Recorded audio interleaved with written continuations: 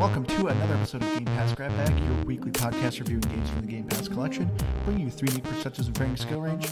I took back over the intro because you guys did a horrible job last week. I am the CEO of this firm. Andrew, with me are... what do you want to go with? Comptroller? You're so great at doing the intro. So good. I'm sorry, Keith picked a weird intro for himself. I don't know. And of course with us, our intern, Liz. Hey guys. And this week, Keith picked for us, and we played Going Under by Aggro Crab Studios.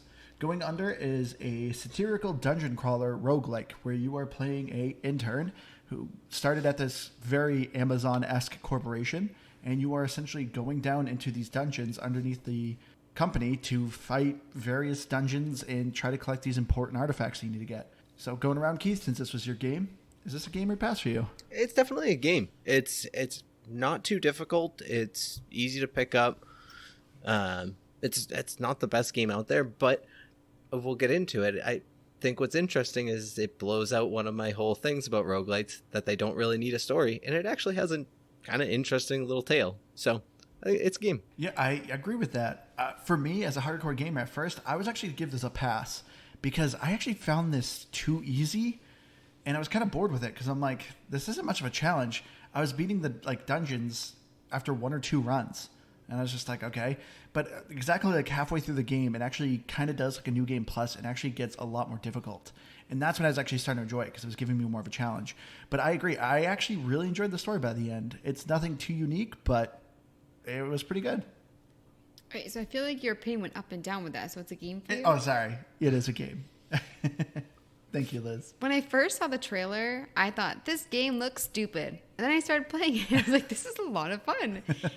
I think I kind of got burnt out a little bit quicker than definitely Andrew because it took me a while to beat the first boss. So because there are so few dungeons, I kind of got sick of them, to be honest. But I'm still going to give it a game because I thought it was a hoot.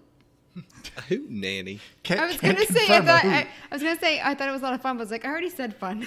And hoot just came to mind. So you went with hoot. All right, we'll go with that. So starting off with the story, as Keith kind of said a little bit, the story is pretty interesting. It's just slightly satirical. So it's pretty funny, but nothing like knee slapping. You're not gonna be cracking up laughing, but yeah, you play this fresh college graduate who's going in and you get this job as a marketing executive, a marketing internship. But when you get to the company, which is Fizzle, which is a beverage place, but they're part of an Amazon-esque company, you find out that you are basically just a regular intern and you're not actually there to do the job. You're there to slay monsters. And so they just keep sending you in the dungeon to find these artifacts and basically risk your life. Unpaid intern. Oh, sorry.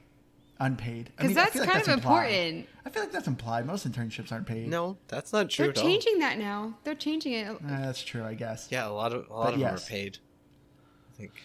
But yes. So, what did you guys actually think of the story? Because I will say at first, I did not care. I didn't think this game was that funny, and I wasn't too great into the humor, into that humor. I thought some of the characters were kind of likable, but near the end, I was really digging the story. I thought it turned into some really cool corners, and I liked it. So I kind of already played my hand on this because I said it as part of my intro, is that I actually thought the story was pretty good. As you said, overall, the comedy that it was going for, I mean, you're playing a person right out of college, so you're obviously in your early 20s, I guess. But I don't know. I think some of the humor I'm too old for.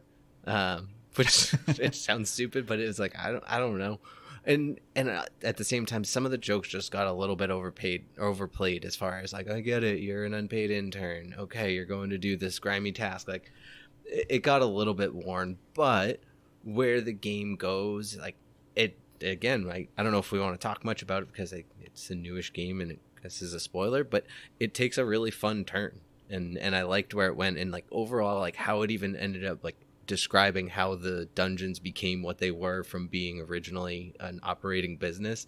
I thought it was actually kind of a neat way to explain it. Yeah, I actually liked basically when they explained the name of Going Under. I just assumed it meant you're going under the company and slaying monsters. But there actually is a more significant reason as to why it's called Going Under.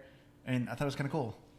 I was actually going to say the same thing as Keith about how I felt like they kept doing the same jokes over and over again. And so for me, I didn't really find them funny. I kind of wish that they went more into the characters a bit. Because they kind of had a little bit of personality, but I wanted more. So I feel like the story itself, I was just kind of like, eh. But yeah, I just wish they did more with them. I think it was Ray, the CEO, is really the only one that they really give a ton of personality, I guess, or like give you any reason to feel for him. Everyone else is just very flat. Well, I felt like that the shop guy was kind of like I just pictured him as kind of like a stoner. Yeah. And then there was the girl that was always like just mad. Well, she was like always mad because she was always kind of brushed under the carpet and just exactly, kind of ignored. Also, So she's a programmer or a developer. Yeah. They're very quiet, angry people usually. Oh, is that really? In the nicest way. Like it's just how they Maybe are. a stereotype in their Keith. I work with a lot of them, Andrew, and they all are very similar in that aspect. They're not mean. They're just short and to the point. They speak with purpose. That's all. It's the quiet ones you have to worry like she about. couldn't be that bad of a person. Yeah. And you can pet the dog. Very important. I also like that they gave the dog a butthole. I did not notice that, but I don't look for that. They made sure they gave it a nice little X, right? Andrew's always looking for dog butthole. Yep, I'm going to start a Twitter account. Does the dog have a butthole? And I'm just going to go through games and confirm. I think you're going to get a much different crowd than you want to get having a Twitter account. That's a good point. I probably shouldn't do that then. I've already got in trouble with EA Play with one of our clan names, so I probably won't want to do a Twitter account. But yeah, so I thought the story was good, but actually what I thought was kind of interesting was the gameplay. So what's interesting about this gameplay and why this isn't just like every other roguelike is this game I found to be very accessible. I actually found this to be, like I said at the beginning, pretty easy. And the thing with this game is you're not picking up weapons. You're picking up kind of things around the office. Well, kind of. I mean, you're picking up sledgehammers and pickaxes and keyboards. So like some things clearly aren't in an office. But the whole purpose of this game is you to just kind of grab something that you find within the room, beat somebody with it until it breaks, and then find something else to beat somebody up with. So the combat I thought was interesting. Well, I also like that they have the mentor tasks. So like sometimes combat switched with that. Yeah, that's where the rogue element really kind of comes in. Yeah, so like you had to kill somebody with like the brick phones, but they suck. So for me, I thought they switched up a little bit that way, but overall the weapons, I mean, like if you're playing these dungeons over and over and over again, they're the same. I feel like it gets very boring after a while. They kind of are, but in certain ways they, at least within their own biome of each dungeon or business that you go to, they're all mostly unique for like the actual weapons you can pick up. Like when you're in the first one, the Joblin one, it's all just, it's like spears, it's swords, it's nothing like crazy. And then it goes into more, when you go to the dating site, there's actually more elemental weapons and it's a lot more range. And then the last one, it's like big heavy duty one because it's crypto mining, or it's a crypto company, so they're mining and they have mining tools. So I thought that was kind of cool in that way. Yeah, I loved the kind of the themes with everything because, of course, everything's very kind of puns. So, yeah, the first place you're going to is Joblin. And so you're fighting goblins, but they are workers, so they're called Joblins. But they have, like, clever names. Like, a guy always has a spear. He's a freelancer. And I always just loved the kind of fun puns they did with this game. Yeah, when you go, as Keith said, to the Styx coin, which is a cryptocurrency, you have, miners, and they're literally miners. And you have like people that are actually hacking in a computer rig, and it's actually, I love the puns in the game. But I also came back to weapons. I thought it was frustrating too, though. Whenever you opened a box that wasn't like the main box at the end, the weapon would always only have one hit. It'd be flashing red already, and those were usually the weapons that were the best, especially like early on. So for me, like I feel like that was kind of dumb. Well, that was happened to me every single time. Did you use Swamp? What, Swamp? the cafeteria guy, was he your mentor? The burnt out guy you were talking about. Yeah, is that why? Mm-hmm. That's one of his perks is that you find they're like swamp cubes, and they're filled with good loot, but yeah, it's always damaged. See, I played so many hours of this game, and there's so much I don't know. Andrew was telling me about how to make the brick phones, where you like leave the room when there's an app, and then you go back and it's there. I mean, I'm assuming Keith actually taught that me that. I'm assuming that it was in his character thing, and I just didn't read it. No, I found that on a YouTube video because it was. So this was something I YouTubed this week because it was bothering me because I was like, I know it's as simple as just pick up a brick phone, kill enemy. And I would see the brick phones and I couldn't figure it out. And so I was like, there's got to be a way to make brick phones. Like, it just has to be a way. So I discovered, hot tip of the week that I can't take credit for knowing myself, is if there is an app in the room and you leave the room and come back, the app will be a bricked phone. So that's how you can generate them more quickly to get through that mission. Yeah, fun fact. Yeah, I enjoyed kind of the mentor side quest that you had. So there's 5 mentors, which are your various employees, and every time you go up to them, they give you something kind of pretty easy to do. Hey, toast a sandwich, go down, fight this mini boss, have a couple of companions. Like, it's just these random kind of things to do. And there's an easy way to kind of farm them. And every time you're doing these missions, the mentor themselves are actually leveling up, and they'll actually give you more perks to go back down in the dungeon. So I enjoyed this aspect of it, where I'm still trying to do the main story of completing the dungeon, but I'm also trying to achieve these side quests to make it easier for me in the future to kind of go back to these dungeons. And I actually thought that was a really nice gameplay element. I mean, I think it's a good element, but if someone like me that it took a little while to kill like the first boss, it's weird. So the first boss, it took me a while to kill. It was either second or third. I think I did the first try. So I felt like with the first one, I just didn't want to go back, and a lot of the mentor tasks were for the first dungeon, and I was like, I'm done with. That's boring. I don't want to keep going back to that. So I wish that it was more like you spent a certain amount of time in each one. I felt like it didn't really flow. Yeah, I'm 100% with you. Well, I don't get why, but I had the exact same experience. Is I kept getting that first one, or I couldn't get past the first one, and then I didn't really try on the other ones because I was like, I want to finish this one. I want to beat the first boss, and I couldn't do it. I knocked out a bunch of side missions, and I think that's sort of what ultimately helped me overcome it, because I just had more skills and everything like that. But once I beat that, it was, I think within 5 tries, I beat Winky Dink, the dating app, and then I beat Styx on my very first try. So it was just like, it was weird how it happened. I beat Styx on my first try. I beat Joblin on my second try, and I beat Winky Dink, I think, on my third try. I thought Winky Dink was, the most difficult one because of, like, the fire elements, and, they did it, like, a lot more elemental attacks, and the enemies were just more annoying.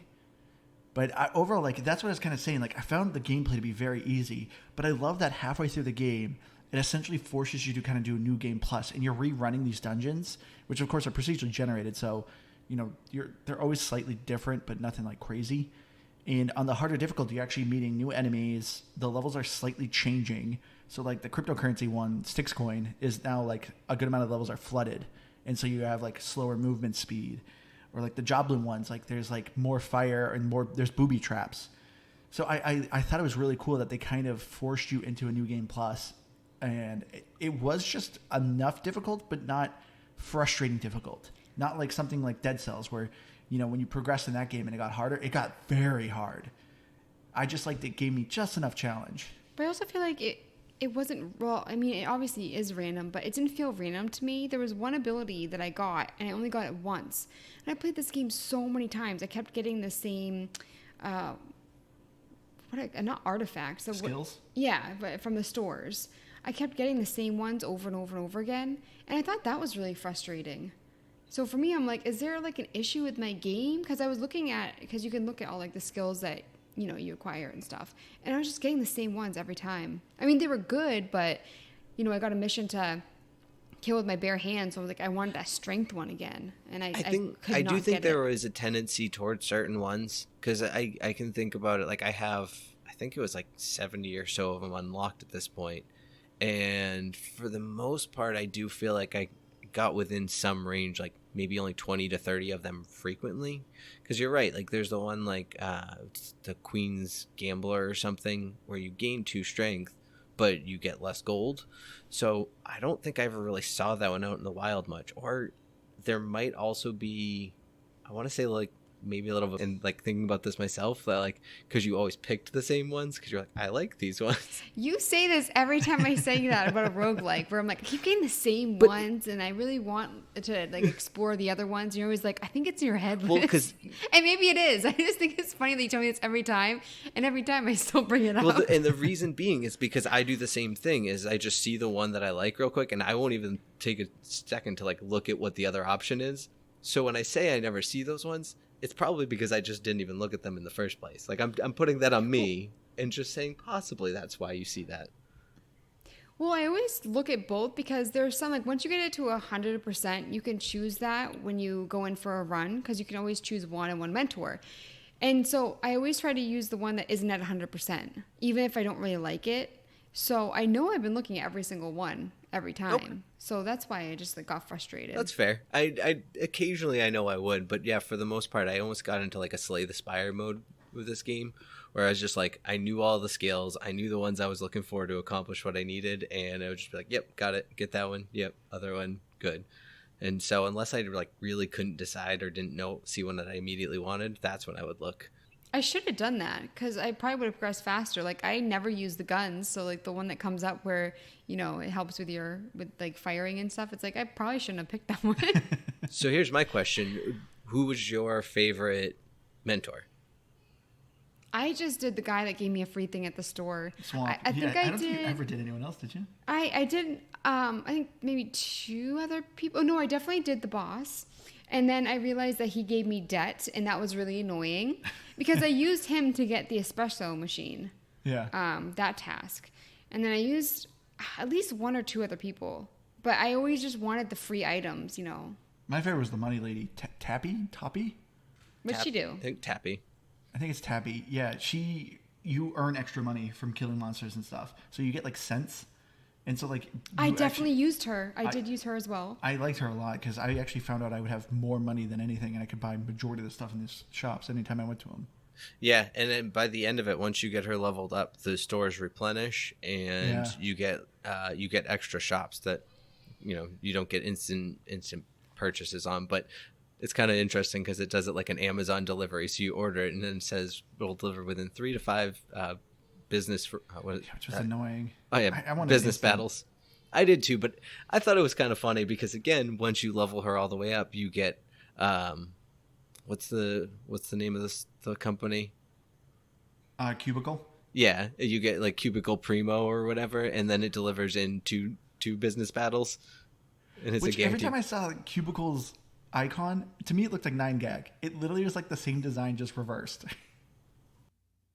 I'm gonna have to look at that. I don't know because I don't go on 9gag much. But I will say I do like the diversity of like each mentor. Like I feel like it changes the gameplay enough. Like even like the apps lady, she was probably my least favorite because I thought the apps were just okay. Apps are essentially like active abilities you can use. They're very limited use. They range from you create a decoy, or you summon allies, or you order an extra supply of something. I thought the apps were just okay, so she was like my least favorite. But I at least liked and I enjoyed how each one of them really kind of shook up the gameplay.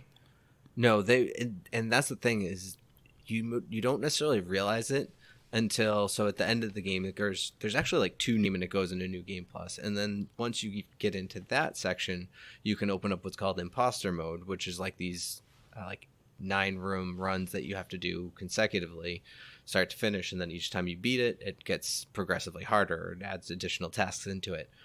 And that one, you don't start with a mentor. You have to like buy it, and it's not necessarily a full level mentor like you've been playing with, and you realize how much of a difference it makes when you level them up and when you just have them in general. I know definitely I was with you, Liz, for the most part. I used Swamp. I thought he was the best. By the end, he gets the he starts every floor with additional allies. So like if you have him on that imposter mode run, it's going to be nice, but you don't get to pick that unless you're lucky enough to roll them in a store. Did you guys like the entrepreneur? I think that's what he was called. He was the one that if you took an item that kind of cursed you, you would get 3 good items. Oh yeah. Oh, I forgot that's actually what his name was. That's actually clever. What was it again? Entrepreneur. Oh yeah. No, I did it just about every time because there's an achievement for it too. Yeah, but there was never really a point where any of the curses got me so bad that I was like, I don't know, this is too hard. The only one that's bad is the first person mode one, which is really neat, but it has a tendency to glitch out your game when it goes out of first person mode. So that was my bug of the week. Getting out of when you got that curse went to first person, and then when you exited first person, my screen, it was like the camera was spinning. So if anyone up there is sensitive to lights, maybe have some like epilepsy, you might want to be careful with this game. Hopefully they fix that bug because it's pretty brutal. I got a bug where it would have me die before I actually died, and it would just kind of like freeze me in the death position, and then I would get up and I would still have health, and I could still beat the level. That's the perk you had. Nope. Oh, was it? Yeah, I don't know anything about this game. Really I thought it was a glitch. I was like, why is it doing... Wait, what was the perk? The perk's called Failing Forward. And when you die, you revive with like 1 or 2 hearts. One. Yeah. Oh my gosh. I know so many questions about Liz's prior bugs. See, this is why we question well, so many things. That's understandable. But also with the entrepreneur, there was one where enemies get the last laugh. And I hated it because I would just like get foobarred. And I was like, Andrew, I don't understand what's happening. And he's like, well, get away from the enemies. They're blowing up. And I was like, oh, that's what's happening right now. So it was like I hated it so much. And then I realized, oh, just roll. Yeah, just get away from where the pain's coming from is kind of the name of the game. I played this game so wrong. It's not entirely impossible. I wouldn't say that. I also like... I feel like the apps really helped me too, because like when I didn't really like when I was doing bad, I would just put on the tube view and distract the monsters and stuff. So I felt like that kind of was the reverse of it, where I found those very helpful. But yeah, so I'm surprised. So as I said before, this game's very accessible, and when you actually like start your game, even if you've already created a game, there's an option to actually turn assist mode on, and assist mode is really cool. It actually let you alter the game any way you want, where you can, have extra hearts. You can have your weapons be more durable. You can have the enemies be weaker. It actually gives you these like different abilities for you to do. And I love that this game has this because, this game, roguelikes generally are very difficult. They're generally meant for just very hardcore people and, really, you got to have like really twitch-like reflexes. But this game is very accessible and I love that. But Liz, I'm surprised you never turned it on. I told you about it and you're like, no, I want to play this game real. Well, because, like I said, there was at least one of the dungeons that I beat the first try. Like, I didn't find it too hard. I think it was really just about, like, finding a strategy, like, getting the mentor that worked for you and stuff like that. But, the little things that, I'm saying, like, messed me up a little bit. Like, okay, in all fairness, the death thing, that ability that I had, I shouldn't be laying on the floor for what felt like an eternity. Like, it shouldn't stop combat that much. So I felt like those little things, like, they would affect the run. But overall, I understood most of the game. Like, most of my runs were good. I understood most of the game.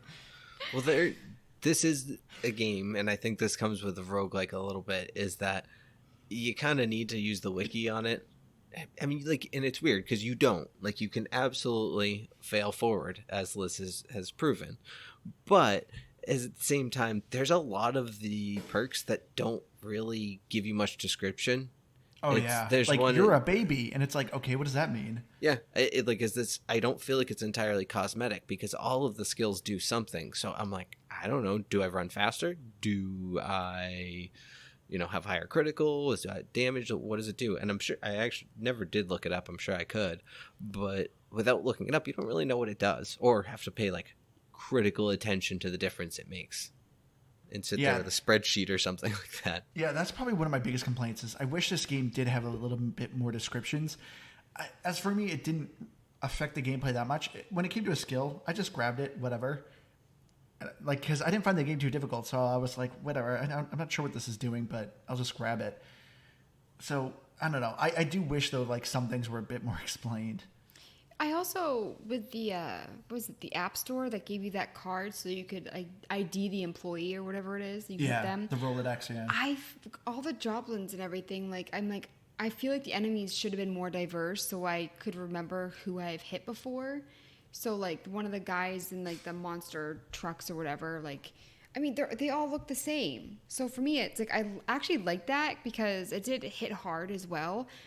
But I just felt like, especially in the first one, the Joblin, I don't think they were diverse enough at all. I felt like I was just hitting Joblins with it over and over again. A little bit.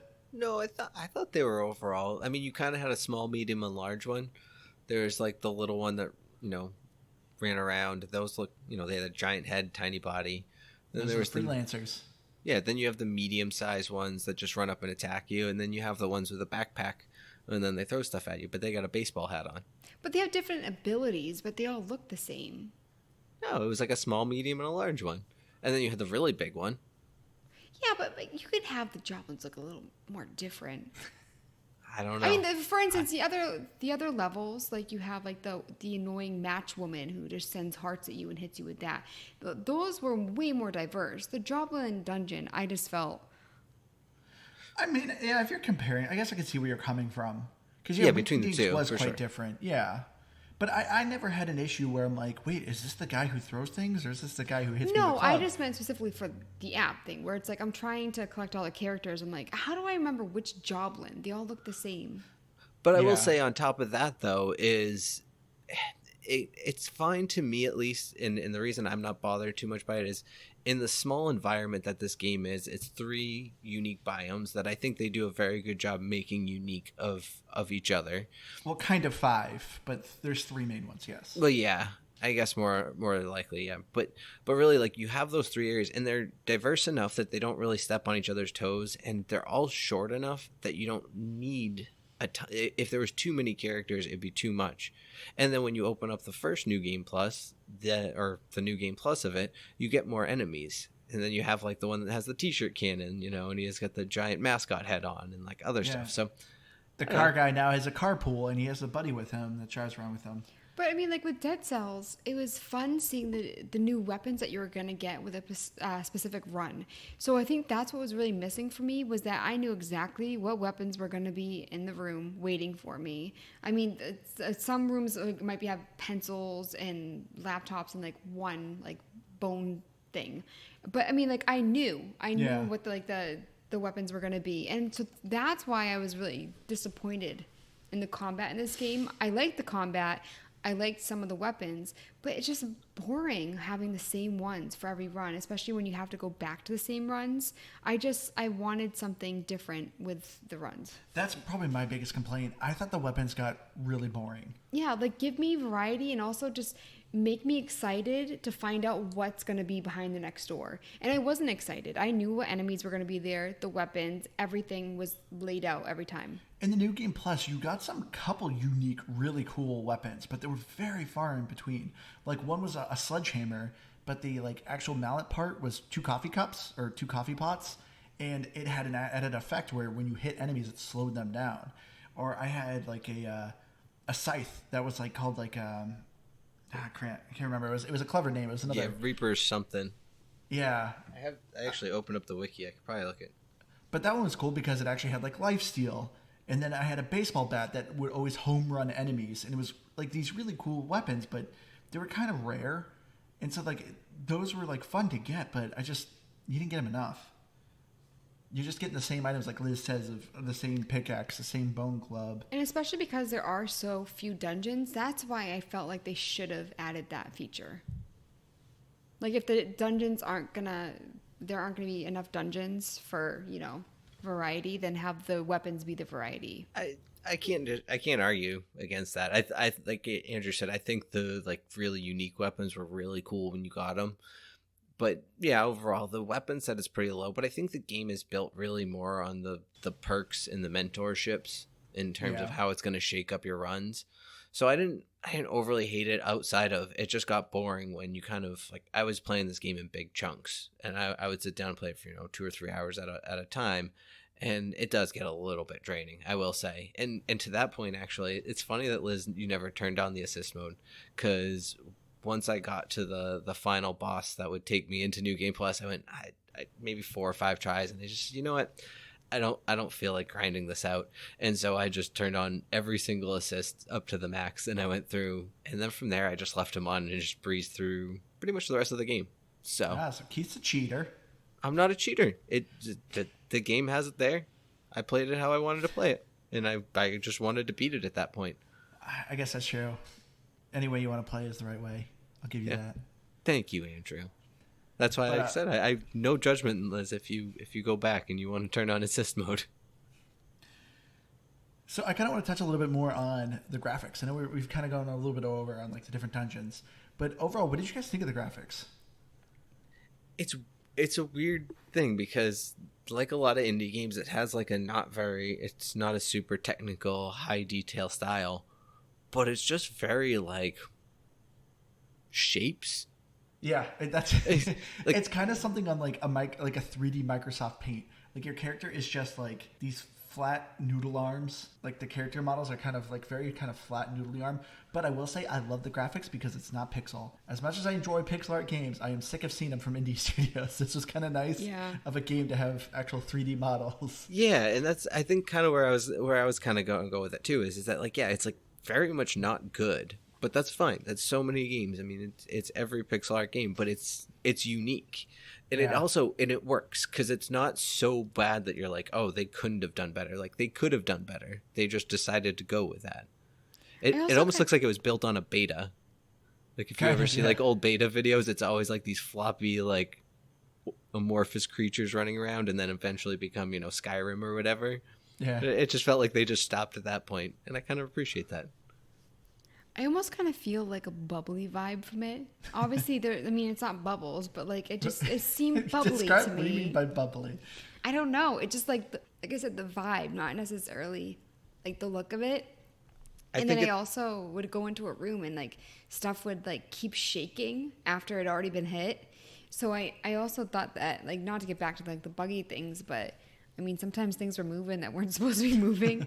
It definitely had some of that weird death collision stuff that wasn't overly great when you're playing the game. But I think bubbly is an interesting way to describe it. I mean, you're working for you work for a seltzer company, but cheerful, right? So it's, I feel like your character is, I don't know, it kind of like a breath of fresh air from the company. I get where you're coming from, like lighthearted, like the humor and like. Yeah, but it's also kind of dark. But I mean, I also feel like some of the weapons are kind of goofy. So it just like, I couldn't take it really serious. Like she's like going in, think about it. You're this character, you're an unpaid intern, and you're like, can you go like murder some monsters in the basement for me? I really appreciate it. You know what I mean? Like it's really kind of dark. It's super bubbly. But she's just like, so she like defeats the bosses, but I don't think she actually kills them or anything.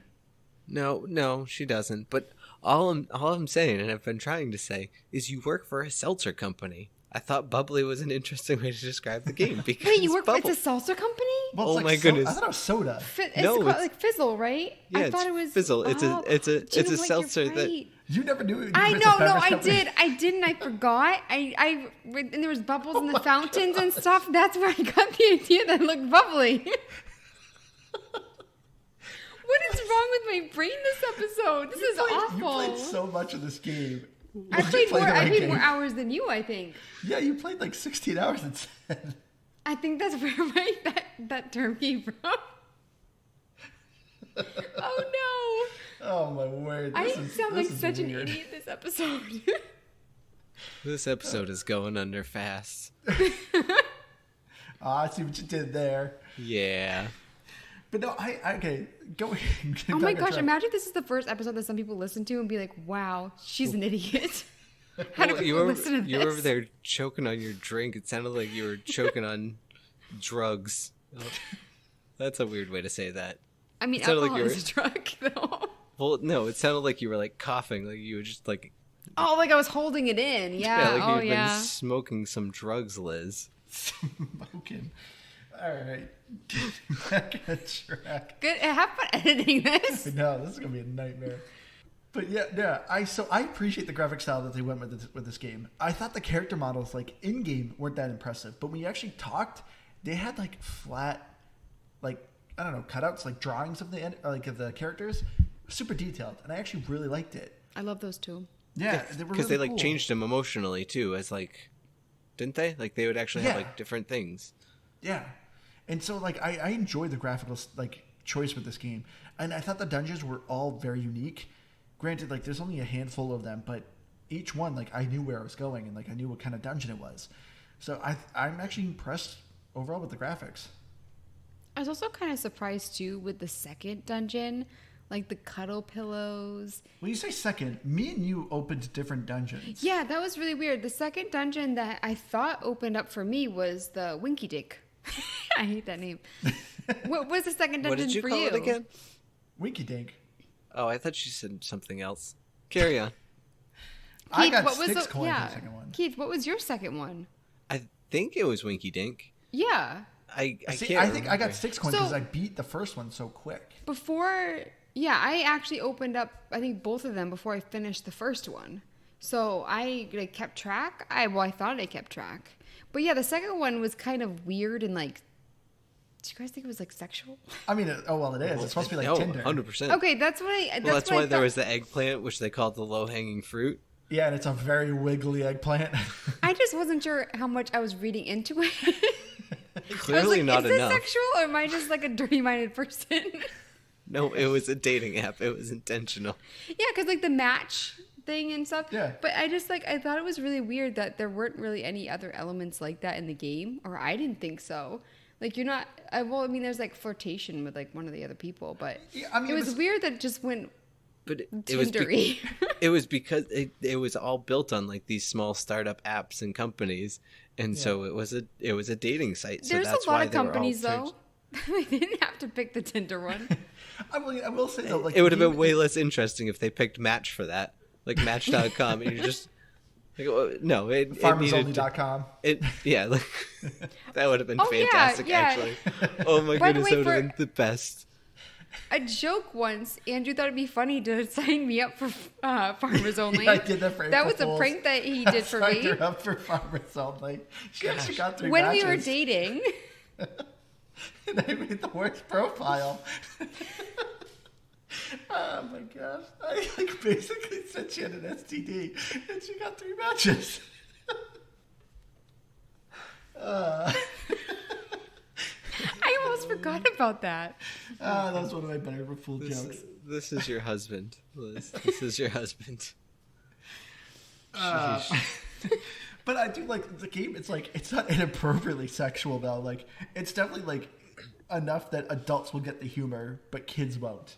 But yeah, so I. But what do you guys think of the bosses? Like, there's only a handful of bosses. Did you guys actually find them interesting at all? No, they weren't really overly difficult once you got to them. The only when ones you I did their thought move was sets. kind of interesting was the second time you fight the Styx coin guy, and he's like, driving an underworld boat, and when he Yeah, the goes Ferry up, of the Damned. he's driving the Ferry of the Damned, and then he goes and he like jumps up on his chair, and you have to collect enough Styx coin to like fill a meter, and then he comes back and fights you again. Again, not dynamic and like wowing by any means, but it was kind of neat. One of my least favorite things happened with one of the bosses. I hate when you're fighting a boss and you have like a sliver of health and he has a sliver of health and you lose. And it just makes me just be like, do you know what? I'm done with this. That happened to me at one point. Andrew, you watched that happen. And I was just like, oh, it just like, it hurts. It was kind of soul crushing to watch. I felt depressed for you. Yeah, But but it also has an aspect where, and I heard Andrew, you said it once while we were in a party and you were playing it, is you sometimes get a little bit greedy. You're like, I think I just need like 5 or 6 more hits. I'm just gonna go straight for it, and then it's that one last they turn and smack you. Yep. And I do that all the time. I'm just like, I'm going to go for it. Yeah, like they're so close. Where if you're like, if I just go for like 2 hits, back off, 2 hits, back off, I will definitely get this. But no. Nope, got greedy. I just want to win.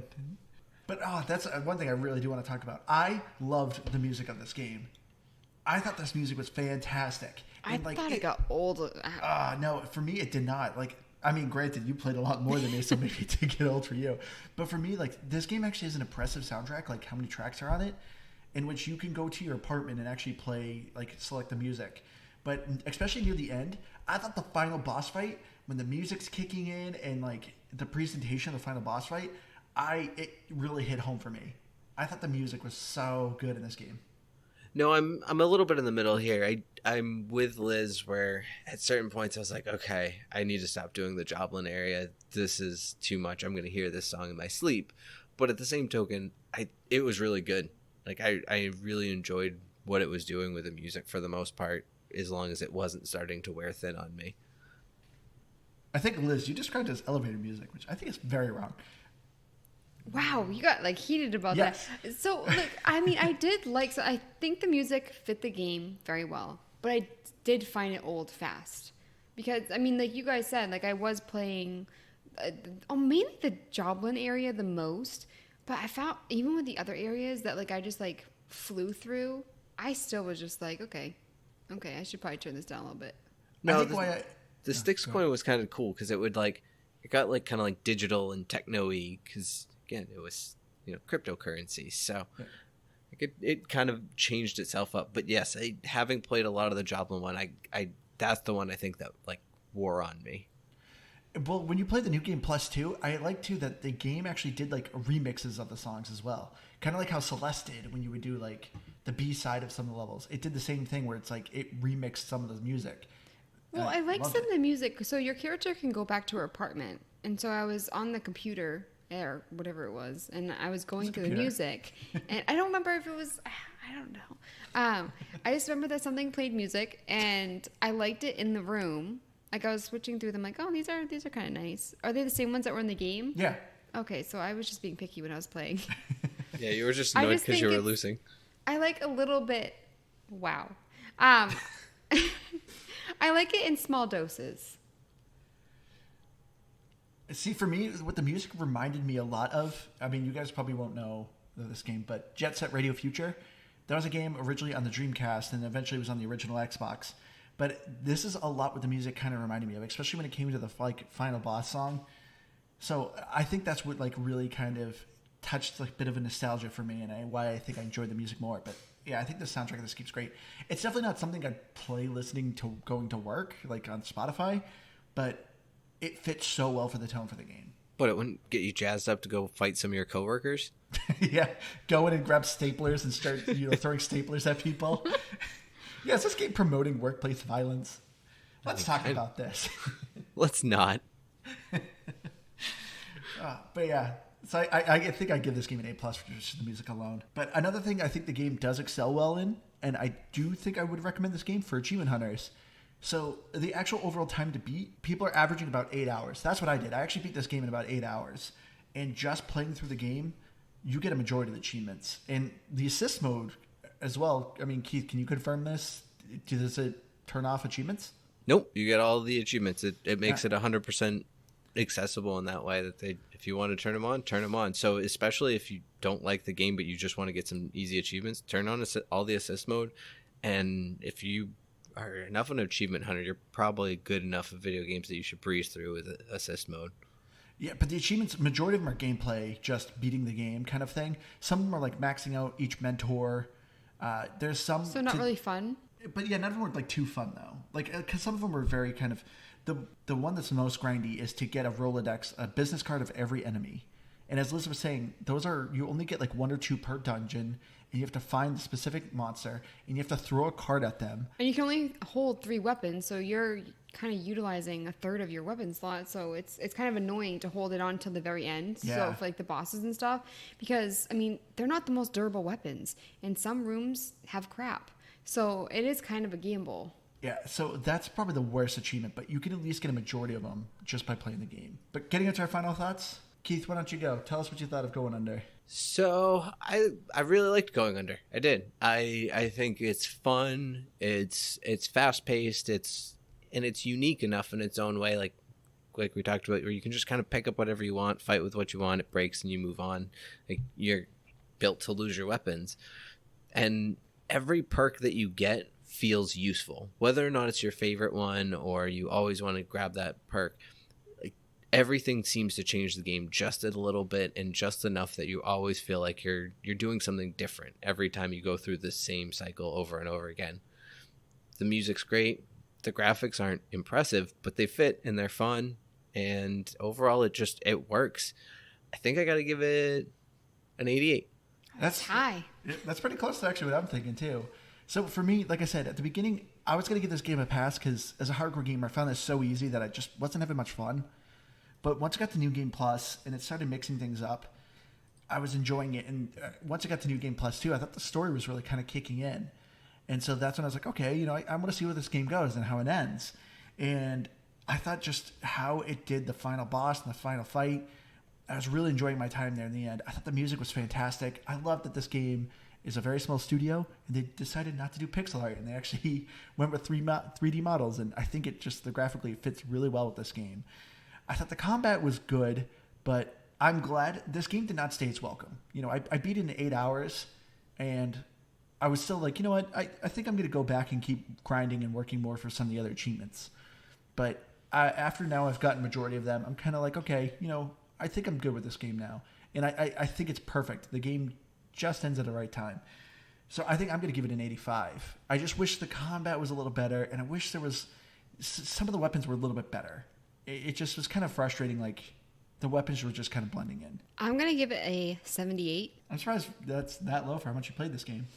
I really did like it, but the entire time I wanted more. I wanted more weapons. I wanted more variety. And so for me, like, especially being the noob, I spent more time like trying to beat the first boss, and there were some areas I was just like, okay, they need more dungeons or something.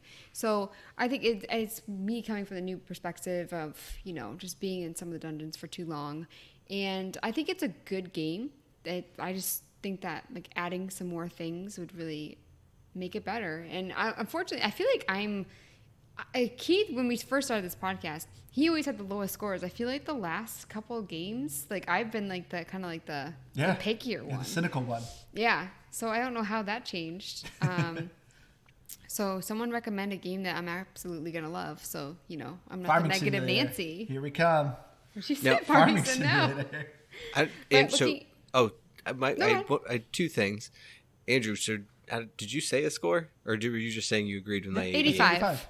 Oh, I didn't hear it. Sorry, I was managing. But otherwise, I had another question: is would you play a DLC if they came out with one? Like if they like followed up on the end of the story, like picked up where the story ends, and like had a small DLC. Paid or free? Say $5 or less, but paid. Depending on how much it is. If it's just one dungeon, I don't think I'd pay $5 for just one dungeon. Because, like I said, I normally beat these dungeons in 1 or 2 runs, and I would want something a little more substantial. I would want something that would actually change gameplay a bit. Like, it would have to be like an interesting dungeon, like an interesting mechanic with it. I was thinking like 2 dungeons, like similar to how they are in this one. Like you go through one, and then maybe you have like a final boss one, and then it resets, and then you have to do it again. I don't know, just a thought. $5, yeah, I probably would. Oh, just a thought. I would too. What about you, Liz? No. Would you, Keith? Would you play it if Andrew paid the $5? After some time went by, I would play it, I think. But I don't know. I feel like I would feel the same way, just with new dungeons. So yeah, but I think I would be willing to actually pay up to like $10 if it was like maybe that amount of content. But yeah, I would do it. If the listeners wanted it, I would do it. Oh, Liz, look at you. All you care about is the listener. But looking at Metacritic, we're looking at 73 and TBD. And a lot of people love the humor, playfulness. Someone said it had a lot of charisma. But I think they kind of had the same negatives as us. Nothing too interesting. Our fourth and silent co-host, I mean, he hasn't been with us for a couple of games. So I know. He needs to get on it. Yeah. Did his console break? No, I've seen him like some things on Twitter. Oh, okay. I follow him. Oh, you follow him on you Twitter. follow him. Yeah, Keith the stalker. I got to keep up on our guy, That does sound really creepy. It really wasn't hard to find though. I just Googled his username and it came up. All right, so I think that's going to do it for us this week. If you have a game suggestion, please email us at gamepassgrabbag@gmail.com. We're also on Facebook with the same name. And we're also at Twitter, GPGBpod. I've been your hardcore gamer. I've been your hardcore gamer host, Andrew. You can find me on Xbox Live at Firebird01952. I've been Keith, and I don't know. I don't know. You originally wanted your intro to be Mayor of Flavortown.